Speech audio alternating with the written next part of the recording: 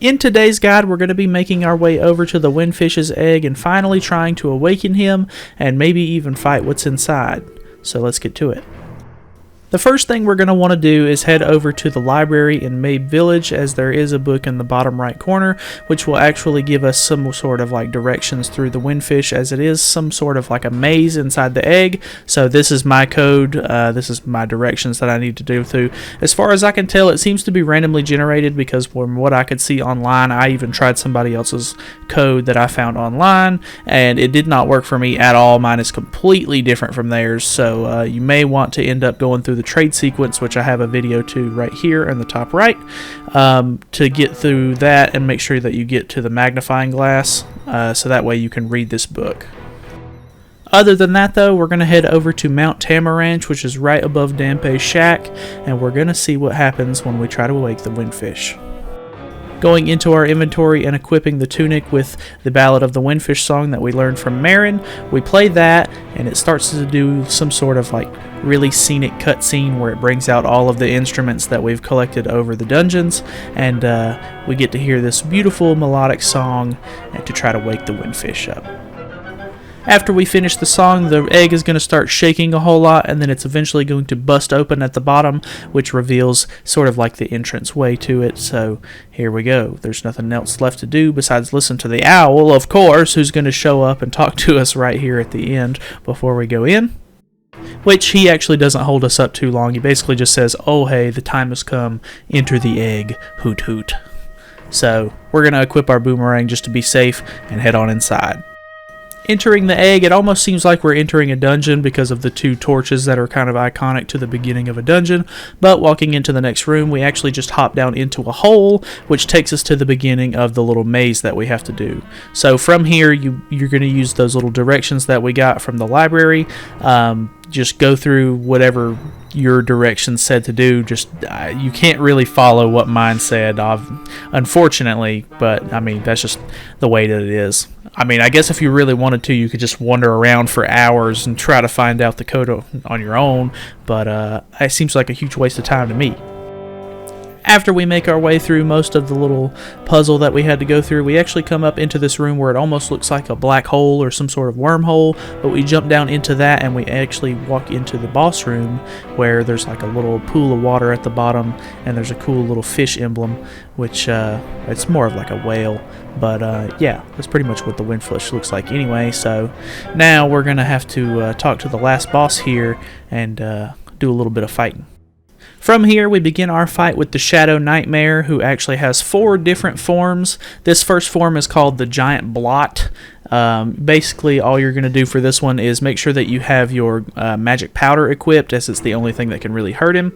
And then once you walk around a little bit and sprinkle him with magic powder, I think it's 3 different times, he'll actually go down and he'll transform into his next phase. Entering into phase 2, which they call Aghanim, he looks more of like an actual humanoid, kind of like the genie from the second dungeon. Once you actually get to this phase though, you're going to want to make sure that you have your jump equipped, so that way you can jump over projectiles if you need to, but your whole goal here is that he's going to kind of charge up and shoot this ball at you, and if it's a solid ball, you can swing your sword and hit it back at him, which will do damage to him, and then after you do the first hit to him, I'm pretty sure he starts to swap it up, and then not only will he shoot the solid ball, but he'll shoot one that kind of like bursts off into 4 different like splits. That one you're going to want to try to avoid as much as possible, because you can't hit that one back at him and it'll do more damage to you. So just kind of keep your distance so you can kind of judge which ball he's going to throw first, and then just kind of hit him back at him as you see fit. Entering the third phase, he kind of morphs into this Moldorm looking creature, which they actually call the Moldorm form. So your basic concept is just going to be the same as Moldorm himself, where you're just going to try to hit his tail as much as possible. It's not too hard, especially with these, like the upgraded sword and the red tunic. You do a lot of damage and you can really take him down quite quickly, so not a big deal. And of course, as you can see, his 4th form is more of like an actual like Ganon type form. He looks kind of like a Ganon, at least from some of the previous games.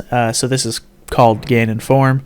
This one is by far the hardest one, just because he kind of spins his little staff around the whole time, and he summons these fire keys that will eventually sort of swarm towards you.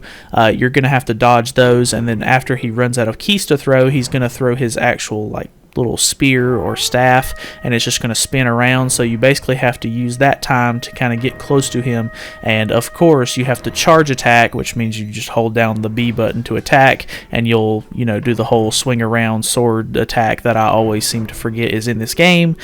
This actually, I pretty much died on this one and used my medicine to revive, because I don't know, for some reason I just keep forgetting that the charge attack is something in this game. So I was going through every single item trying to fight him, and none of them worked, of course. So just get as close as you can, make sure that the little spear or staff isn't spinning in the way, so that way it takes the hit, and hit him a couple of times, and then he'll actually go down. Once you get the final hit off on the Ganon Farm, he's actually going to swap over to the Lanmola Forum, which is kind of like an ode to the little desert worm that we faced in Yarna Desert. From here, this one's really simple. You basically are just going to use your boomerang or your hook shot to stun him, and then just absolutely wail on him with your sword as much as possible until he finally goes down. And then we're going to go into the last form, which is called Deathl, D-E-T-H-L. Deathl. This form is definitely the longest form to take down. Your basic goal here, his arms are going to swing around him. It kind of reminds me of jump rope, so you just make sure that you can jump fast enough to where you can dodge both legs, as they will speed up the more you hit him. Just dodge those as much as possible, of course, and then you can use either the boomerang, your arrows, or I use the magic rod here to just shoot him in the eye as soon as he exposes it as much as possible. It takes quite a few shots, so just kind of keep it up and make sure you kind of compensate for the speed at which his little legs are moving around, so that way you don't get hit too much. As you can see, I'm getting pretty low on health, but just take him out like that. And I mean, just persistence is key with this one. It just takes a little bit of practice to get used to his little pattern. Getting the final hit in on him, he looks like he's about to fall asleep, and he basically tells you that the island is going to disappear, and that the whole world that the nightmares have kind of built here is going to be gone. So he then explodes, and we get treated with a cool cutscene where we kind of make our way up this little staircase that comes down to meet the windfish. From here, the rest of the game is pretty much just a cutscene to kind of send you off as you've beaten the game, and we make our way to the top of this little podium, and once again we meet the owl, who tells you that he's really been the windfish's guardian the entire time, and that he was kind of pushing you towards the end so that way you could save the windfish and wake him up, so that way the nightmares wouldn't reign over this island anymore. So then we actually get to see the windfish, and I love the redesign for him in this game. I've always really liked the way the windfish looks, but I think he really looks good in this new 3D with this art style and everything. I like it a lot. So after talking to you for a little bit, he tells you that it's time for both of you to awaken from your slumber, and he tells you to play all 8 of the instruments once again, and it kind of pans through some of the different areas of the game and gives you a real nice look over everything as it sort of kind of turns to white and signifies that it's all disappearing. And then it eventually goes to a cutscene where we see the big drawn out island kind of fade into nothing, and then we awaken on our little broken raft. But yeah, from here it's basically just going to play out like the rest of this little cutscene where the windfish flies over you and Link is finally awake, and he kind of drifts around on this little plank of wood that's all that's left of his ship, and yeah, that's pretty much the end of the game. Starts to roll the credits and everything. So it is a really good game. I really loved playing this game as a kid on the Game Boy when I had the Link's Awakening DX. So it was really fun to play this again, and I'm glad that you guys were here along with this little walkthrough that I made. It was a lot of fun. It was pretty sweet. And I didn't miss a single upload the entire time, so it's all one straight shot, which I'm very proud of myself for that. So anyways, thank you guys so much for watching. I hope any of these guides that I made helped you guys out in some way.